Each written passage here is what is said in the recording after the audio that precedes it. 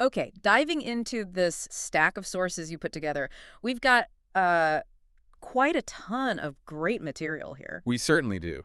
And our mission, well, it's pretty clear, cut through all the noise in the golf world from the past week, look ahead a bit too, and really pull out the essential stuff, the surprising bits, just for you. That's exactly the plan. We're not just, listing off winners. We want to explore why these results actually matter. Right. What they might signal for the players, the tours, Yeah. and sort of connect the dots across the whole global landscape. Yeah, because we've got sources covering a huge range here. PGA, LPGA, DP World, LET. Sunshine Tour, Asian Tour, Japan Golf Tour. Yes. Even the juniors and Livy Golf, all in the mix. It's definitely a busy time in golf. And looking back at this past week, the one ending around June 1st, there's one story that really dominated the headlines on the men's side, wouldn't you say? Oh, absolutely. It has to be Scottie Scheffler, the Yeah. Memorial Tournament. Exactly. Yeah. Winning at Muirfield Village, Ohio, finished at -10. Solid win. But here's where it gets really interesting when you dig into these sources. Mm-hmm. This is his second win in a row at Memorial. And only one other guy has ever done that.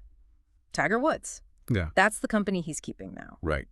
And what's fascinating, I think, it's not just some historical factoid. It really underscores the level of, well, control. Well, The dominance Scheffler has right now. Yeah. To defend that title on a course like Muirfield, which is demanding, against that field. It shows this mental and physical edge, sort of echoes some of the game's greatest eras, absolutely. And he finished 4 shots clear of Ben Griffin, who was at -6. All right. Sepp Straka -5, Nick Taylor -4, Russell Henley back at -2. That gap, that margin, it just shows how much command he had. Totally in command. And speaking of command, or maybe lack of it for a split second, one moment that really jumped out from the sources was that Jordan Spieth approach shot. Oh, yeah. Flew a bit hot, didn't it? Came scarily close to hitting some spectators. It's just a reminder, isn't it? The fine line these players walk between, like, pure brilliance and, well, something else entirely. Keeps you watching, though. It certainly does. Okay, so if Scheffler's win was all about reinforcing that dominance on the PGA Tour, the LPGA Tour saw a major breakthrough. A really big one. Yes, a huge moment. The U.S. Women's Open. This was at Erin Hills in Wisconsin. Maja Stark. Maja Stark claiming her first major title. Huge. And what's fascinating here, looking at her path, she's been this rising star from Sweden. Everyone knew she was good, but a major. That's career-defining, isn't it? Absolutely career-defining. She finished at -7, and get this, just one shot ahead of Julia Lopez Ramirez from Spain at -6. Wow, that close. That one-shot margin just tells you everything about the pressure, the intensity on those final holes. Winning your first major is incredibly tough. Handling those nerves when someone is right there pushing you, it's just a massive testament to her composure, her skill. This win, it fundamentally changes her status in the game. No question. Totally agree. Okay, let's hop over to the DP World Tour. We saw another significant first win there, too. We did. That would be Nikolai von Dellingshausen. He took the Austrian Alpine Open in Salzburg. His first ever DP World Tour title. Yeah. For any player, getting that first win on a major international tour, it's just a massive milestone. Well, it's huge. It validates everything. All the hard work opens up so many doors. What did he finish at? He finished strong at -19. Christopher Wrighton and Marcel Schneider were runners-up, both back at -17. Okay. And while Wrighton didn't quite get the win, his final round, wow, he's mentioned, a stunning 60, 10 under par. 60. Goodness. Yeah, I mean, that's the kind of performance that even when you don't win, it makes people take notice, shows what he's capable of. Just incredible golf happening all over. Your sources also gave us a snapshot of some action on other tours as well. Right. The Ladies European Tour had the Dutch Ladies Open going on in the Netherlands, noted for being pretty competitive, important for the season points race.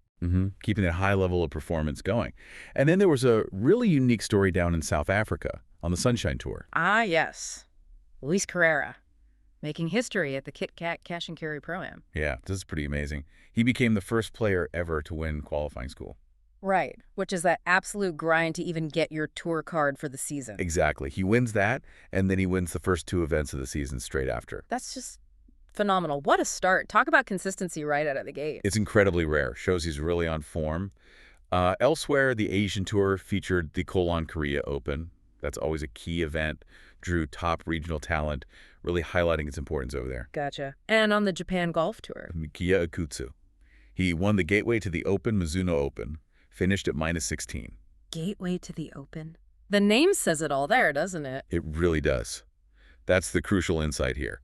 His win punches his ticket directly into the Open Championship, one of the 4 biggest majors in golf. Yeah, for a player on a regional tour like that, winning a direct qualifier for a major, it's immense. It gives you exposure, big stage experience, a shot at the highest level you might not otherwise get. Fantastic opportunity for him. Now, we also saw from the sources that PGA Tour of Australasia, they weren't active this specific week. Right. Players likely in their off-season are just preparing. Their next season usually kicks off later in the year, late summer. Okay. And we can't really move on without mentioning a young name that always generates a bit of buzz. Yes. Charlie Woods, Tiger's son. He won his first AJGA tournament. That's the American Junior Golf Association, right? A big deal for top young players here in the U.S. It is. And he won with a really impressive score, -15. Right. Beat some other highly ranked junior players, too. Impressive. Now, obviously, it's crucial to let these young players develop without, crazy amounts of pressure. But seeing him win at this level... Especially given the name. Exactly. Given his lineage, it's certainly going to keep the spotlight firmly on him and, well, fuel all that speculation about whether he might follow in those incredibly favored footsteps. Absolutely. Okay, so beyond the actual tournament results, your sources had a couple of other interesting little nuggets. Rory McIlroy, he made headlines by skipping the Memorial. He did. And the reason given, the stated reason, was specific preparation for the U.S. Open, the next major coming up. Right. And interestingly, PGA Tour Commissioner Jay Monahan publicly came out and said he understood the decision. Which, tells you something. What does it tell you? Well, it really reveals how highly strategic the top players' schedules are now, especially heading into the majors. They're clearly prioritizing rest, specific practice, maybe course familiarity, over just playing every single week. Makes sense. The focus is squarely on peaking for those biggest stages. And we also saw an announcement from Charlie Hull. Yeah.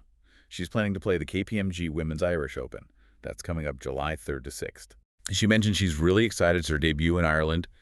And she specifically said she plans an offensive strategy. Knowing Charlie Hull. Exactly. Knowing her aggressive style, that comment just fits perfectly, doesn't it? It adds a bit of personality, a bit of anticipation for that event. Definitely does. Okay, so, wow. That was a whirlwind tour of a really packed week of golf across the globe. A lot happened. But, as you know, the golf calendar, it never really stops, does it? Never. Always something next week. So let's pivot then. Let's look ahead to what's coming up this week, roughly June 5th through June 8th. All right. Another busy slate. Action on multiple continents again. Kicking off with the PGA Tour, we've got the RBC Canadian Open. Yep, that's June 5th to 8th. It's at TPC Toronto at Osprey Valley, the North Course, up in Caledon, Ontario. Okay, and this is notable because... Well, because this is where Rory McIlroy is expected to play, part of that U.S. Open prep we were just talking about. Oh, okay. Makes sense. And Robert McIntyre is the defending champ there. Okay, LPGA Tour, the action's in the U.S. this week for the ShopRite LPGA Classic. That's right, June 6th to 8th. Down at Seaview, it's a Dolce Hotel property, the Bay Course in Galloway, New Jersey. And decent purse. Yeah, pretty significant. Yeah. $1.75 million US. Linnea Strome's the defending champion there. Got it. Over in Europe, the DP World Tour heads to the Netherlands. It's the KLM Open. Taking place June 5th to 8th at the International Golf Club. That's in Amsterdam. Another good one, prize fund is $2.75 million US. Okay. And the ladies' European Tour, where are they heading? Somewhere warmer, I hope. Yes, definitely warmer. Down to the beautiful island of Tenerife in Spain. It's the Tenerife Women's Open at Abama Golf Club, running concurrently June 5th to 8th. Nice. Prize money there. €500,000 for that one. Okay. Moving over to Africa, the Sunshine Tour is hosting the Mopani Zambia Open. Yep. In Kana Golf Club in Kitwe, Zambia, also June 5th to 8th. Prize purse there is $150,000 US. Right. Now, your sources didn't show any Asian Tour events scheduled for this specific period, June 5th to 8th. No, nothing listed for this immediate week. And similarly, PGA Tour of Australasia, still quiet. Still quiet. No tournaments listed for them this week either. But the Japan Golf Tour, they do have a big one coming up. They certainly do. The BMW Japan Golf Tour Championship Mori Building Cup. That's one of their most prestigious events. It's scheduled June 5th to 8th at Shishido Hills Country Club. Okay, a major event for them. And finally, our sources note LEV Golf, they're planning a tournament this week too. Yes, June 6th to 8th. It's part of their regular 14-event season. Details on the specific venue and who's playing are apparently expected soon. Gotcha. So, okay, even with a couple of tours taking a breather this week, it's clear the world of professional golf just keeps spinning. Significant events happening right across the globe. Absolutely. No shortage of action. So, to sort of wrap up this deep dive into the sources you pulled together, we've really seen how dynamic pro golf is right now, haven't we? Yeah, definitely. I mean, from Scottie Scheffler's, well, historical dominance at Memorial, and then Maja Stark's huge breakthrough major win on the LPGA. Right, and those first-time champions breaking through. Players qualifying for the biggest stages directly from regional tours. Even that glimpse of a potential future star like Charlie Woods, it's just this constant flow of compelling stories, isn't it? It really is. And you add to that the strategic decisions we talked about, like Rory skipping an event to prep for a major, and just the sheer volume of competitive golf happening everywhere. Yeah. You get this picture of a sport that's constantly evolving, constantly interconnected. It really shows how action on one tour can ripple out, influence perceptions, strategies, opportunities right across the whole landscape. Definitely. So maybe here's a final thought for you, the listener, to sort of mull over. Think about how all these different threads, we pulled out a dominant player defending, a relative newcomer winning a major, someone grinding through Q school to win back-to-back regionally, a junior showing flashes of huge potential. How do all these pieces feed into this bigger, really complex, and rapidly evolving picture of global professional golf? Given everything we've talked about from these sources, what single story or maybe insight from this whole deep dive stands out the most to you?